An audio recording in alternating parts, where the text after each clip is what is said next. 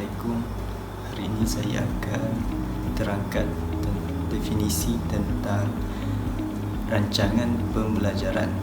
Sebelum itu saya ingin merungkap satu pepatah, iaitu by failing to prepare, you are preparing to fail, bab kata Benjamin Franklin. Berdasarkan pepatah ini, maka berarti bahawa sesuatu perancangan itu amat memainkan peranan penting, terutamanya dalam bidang perguruan. Mungkin ada yang mengatakan kegagalan merancang pengajaran mengakibatkan murid tidak mencapai apa yang sepatutnya dicapai adalah lebih teruk jika dibandingkan dengan kegagalan seorang jurutera dalam merancang sesuatu projek misalnya. Di dalam topik tentang perancangan pengajaran bakal dihuraikan tentang rancangan pengajaran tahunan atau semester, rancangan pengajaran dan pembelajaran harian, penyediaan rancangan tahunan dan semester, serta penyediaan rancangan pengajaran harian. Setiap daripada insan yang bergelar seorang guru amat menyedari bahawa setiap pengajaran yang bakal dilaksanakan perlulah melalui proses perancangan terlebih dahulu. Tidak kira sama ada guru tersebut telah berpengalaman lama maupun guru yang baru, perlulah membuat perancangan yang teliti untuk mencapai kejayaan dalam pengajarannya. Seterusnya dapat mencapai objektif sesuatu kurikulum. Rancangan tahunan atau semester adalah berdasarkan takwim minggu persekolahan.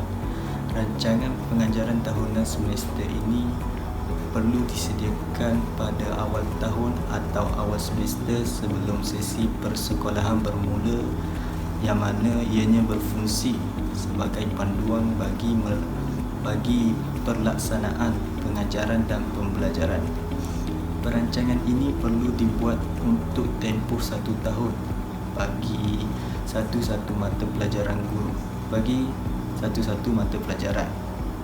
Guru perlu membuat perancangan bagi sesi pengajarannya. Menurut Burden dan Bird, perancangan sebelum proses pengajaran merujuk kepada keputusan yang dibuat mengenai mengelola, melaksana dan menilai pengajaran. Proses guru membuat keputusan tentang cara memilih dan menyusun pengalaman pembelajaran yang dapat memaksimumkan pencapaian serta kepuasan guru dan juga pelajar. Menurut Esah Sulaiman, perancangan pengajaran merupakan keputusan yang harus dibuat oleh guru mengenai perkara yang hendak diajar dan bagaimana untuk diajarkan supaya dapat difahami pelajar. Rancangan pengajaran juga boleh didefinisikan sebagai rangka kerja aktiviti pengajaran dan pembelajaran untuk dilaksanakan oleh guru di dalam bilik darjah atau makmal dalam satu jangka masa tertentu. Perancangan pengajaran perlu dilakukan bagi memastikan proses pengajaran dan pembelajaran dapat berjalan lancar tanpa gangguan, dan guru perlu merancang dalam pengajaran dengan baik. Hasil kajian mendapati punca kegawatan tingkah laku pelajar, prestasi rendah pelajar di sekolah-sekolah adalah berpunca daripada pengajaran tidak dirancang dengan baik di dalam bilik darjah. Kemahiran dan kecekapan guru dalam perancangan menguruskan bilik darjah akan dapat menghindari pengajaran dan pembelajaran yang tidak efektif.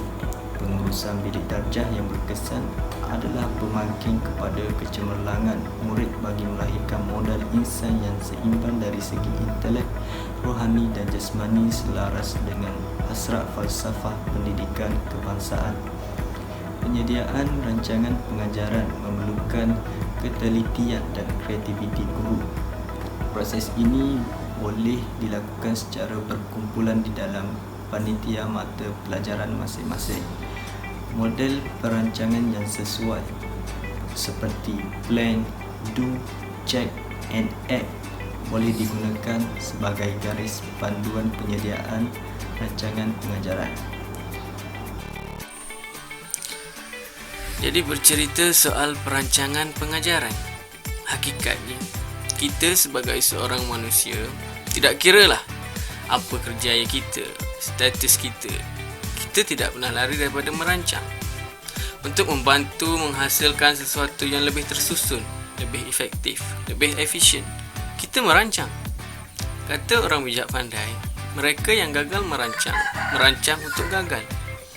Jadi walaupun menentukan sesuatu hal yang dirancang itu di luar bidang kuasa kita, di luar daripada keahlian kita, tapi sekurang-kurangnya kita sebagai manusia selalu merancang. Ambil contoh diri saya sendiri. Saya merupakan seorang pelajar. Jadi bangun pagi tadi, saya merancang untuk melakukan tugasan yang telah diberikan kepada saya, iaitu merekod satu video bagi subjek KPF, iaitu falsafah. Dan Alhamdulillah, tanpa sebarang kekangan, tanpa sebarang halang, saya berjaya melunaskan perancangan saya tersebut. Jadi berbalik kepada topik asal yang ingin dibincangkan, iaitu kepentingan perancangan pengajaran.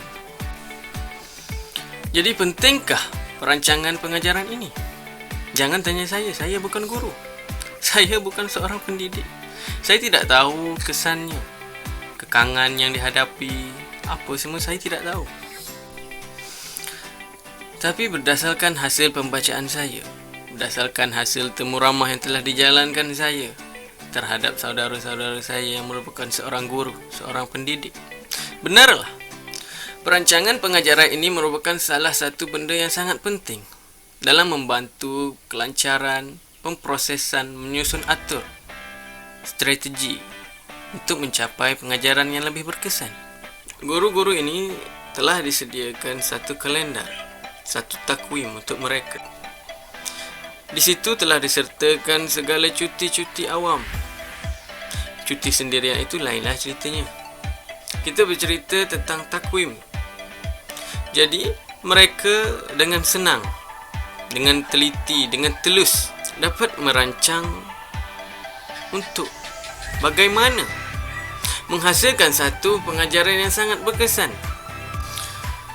Kata saudara saya yang bertugas sebagai guru sekolah rendah di Johor, beliau memerlukan satu perancangan yang sangat teliti untuk memastikan sukatan yang diberikan habis dalam waktu yang sesuai, tidak terlalu singkat dan juga tidak terlalu memakan masa yang terlampau lama.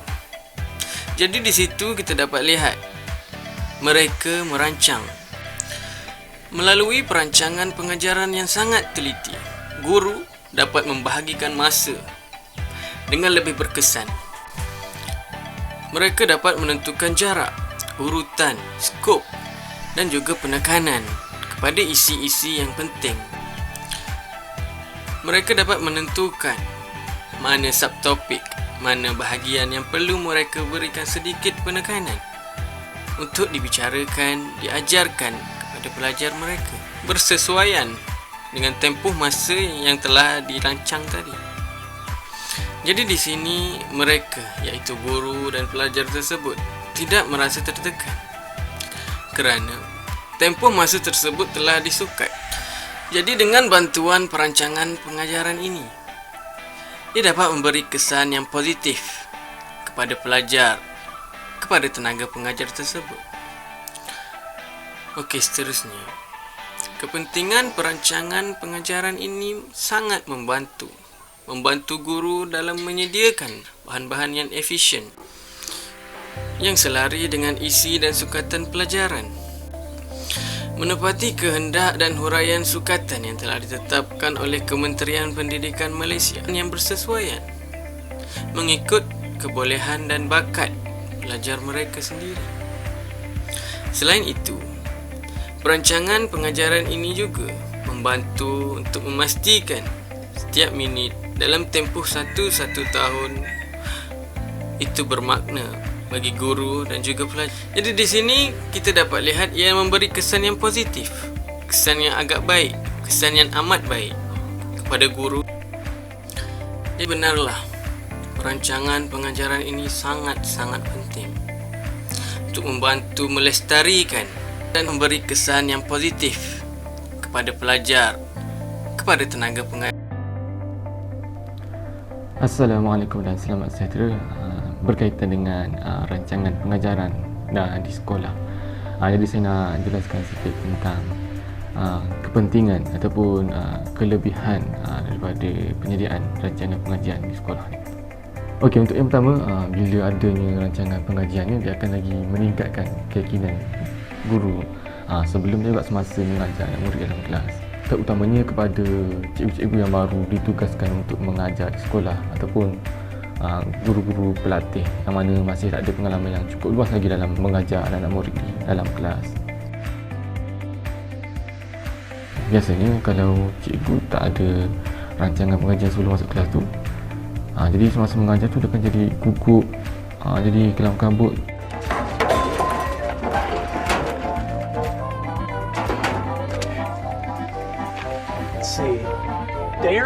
Jadi murid susah untuk faham apa yang nak disampaikan oleh cikgu dalam kelas tu. Tapi kalau ada rancangan pengajian ni, cikgu ni akan jadi dapat mengajar dengan tenang, dan proses pembelajaran dalam kelas tu akan jadi lancar, murid cepat faham apa cikgu sampaikan. Okey, untuk kepentingan ataupun kelebihan yang diperoleh daripada penyediaan rancangan pengajian ni, ia dapat meningkatkan prestasi pembelajaran murid dalam kelas tu.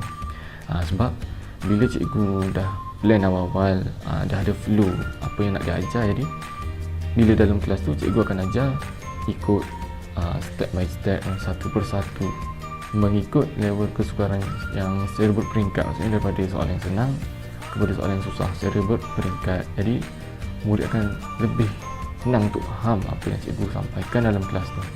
Benda ni nampak macam simple, tapi ini adalah salah satu cara ataupun rahsia kejayaan seorang pelajar, di mana bermula daripada seorang cikgu.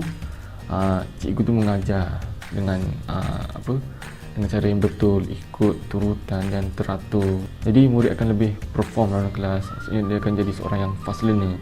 Cikgu ajar sikit dah terus boleh faham, dah terus boleh relate, and then dah boleh ajar kawan-kawan sebelah semua.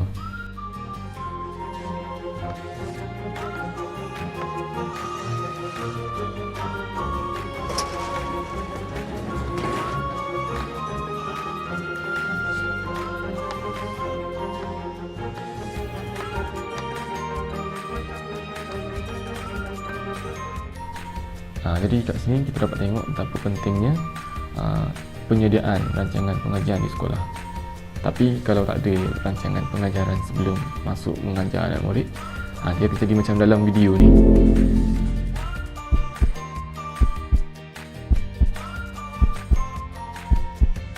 And that is the answer. Do you all understand? Do you all understand? I assume you all understand. What? I don't understand from there. Okey, untuk poin yang seterusnya ialah dapat elakkan cikgu semasa mengajar ni daripada tersasar ataupun terkeluar daripada topik yang nak diajar dalam kelas tu. Bila cikgu sendiri yang terkeluar daripada topik, jadi murid ni jadi cepat keliru dan memang susah nak faham. Jadi benda ni boleh mendorong kepada pelajar tu stres sebab tak faham. Jadi pelajar tu sendiri kena kejar silibus dan jadi satu masalah pula kat situ. Okey, memandangkan sekarang dunia kita ni dilanda wabak COVID-19 kan, jadi sejak kebelakangan ni memang banyak kelas online diadakan. Jadi sebagai guru memang kena buat preparation yang betul-betul rapi. Jadi memang sangat mustahak untuk cikgu-cikgu ni sediakan rancangan pengajaran yang betul sebelum masuk mengajar anak-anak murid dalam kelas online ni. Sebab bila kelas online ni kita tidak bersemuka secara direct dengan student, jadi susah untuk kita nak tengok mana student yang lemah dan kat topik mana dia tak faham. Baru-baru ni banyak isu mana student mengeluh dan juga tak puas hati dengan kelas online. Dia orang kata kelas online ni susah untuk faham, susah untuk fokus apa yang cikgu tu pun lecturer mengajar. Jadi kita tak boleh nak salahkan 100% kepada murid bila diorang tak faham. Mungkin berpunca daripada cikgu-cikgu sendiri yang tak sediakan rancangan pengajaran yang betul sebelum mengajar kelas online tu. Jadi kita kena cek balik, mungkin rancangan pengajaran kita tu ada kesilapan di mana-mana. Assalamualaikum warahmatullahi wabarakatuh. Saya Farham Yusuf dan kali ini kita akan mengupas lebih mendalam tentang kepentingan pembelajaran terhadap para pelajar. Perancangan yang teliti dan kompetitif akan memberi kesan yang positif kepada pembelajaran pelajar. Melalui perancangan pembelajaran yang teliti, guru dapat menentukan jarak, urutan dan penekanan kepada isi setiap pembelajaran. Topik-topik yang penting dalam peperiksaan akan diberikan keutamaan oleh guru dan diberikan penerangan yang lebih teliti. Perancangan juga akan memastikan setiap minit dalam tempoh pelajaran guru sepanjang setahun memberi kesan yang bermakna kepada guru dan para pelajar. Ini dapat memberi panduan kepada guru agar dapat menggunakan masa yang diperuntukkan dengan lebih teratur. Menyusun atur masa dengan tepat juga dapat memastikan sukatan pelajaran dihabiskan pada masa yang ditetapkan mengikut perancangan. Melalui perancangan pengajaran, guru juga dapat menyediakan bahan-bahan pelajaran yang bersesuaian dengan isi pelajaran mengikut minat dan kebolehan para pelajar. Isi kandungan dan bahan yang hendak disampai perlu lebih lengkap menepati kehendak sukatan dan huraian sukatan pelajaran yang ditetapkan oleh Kementerian Pendidikan Malaysia. Selain itu, guru juga dapat menentukan strategi pendidikan, pemilihan dan pengajaran secara tersusun dan bersistem. Melalui perancangan pelajaran, objektif pengajaran dapat dicapai. Guru mengetahui saranan yang ingin dituju dalam setiap subjek yang diajar. Kesimpulan yang boleh dibuat daripada tajuk yang diberikan untuk tugasan sekali ini, boleh dikatakan seorang guru yang berkesan adalah guru yang sentiasa bersedia untuk berhadapan dengan pelajarnya dan juga bersedia untuk mengajar dengan penuh yakin. Kedua-dua perkara ini hanya dapat dimiliki oleh guru sekiranya dia merancang terlebih dahulu setiap pelajarannya. Setiap aspek dalam rancangan pengajaran harian hendaklah dirancang dengan teliti dengan mengambil kira keupayaan pelajar-pelajarnya. Sebagai contoh, set induksi hendaklah berjaya menarik minat para pelajar untuk mengikuti pembelajaran seterusnya. Manakala setiap langkah pencapaian pelajaran pula merupakan gambungan kemahiran menyampaikan isi pelajaran. Penggunaan bahan dapat membantu proses pengajaran dan juga memberi pengukuhan, menyoal, menilai dan juga penutup. Secara rumusannya, persediaan mengajar dalam satu rancangan mengajar yang disediakan oleh guru untuk sesuatu tajuk pelajaran dalam tempoh jangka masa yang tertentu. Persiapan mengajar mengandungi 3 komponen penting, iaitu persediaan, penyampaian dan juga penutup.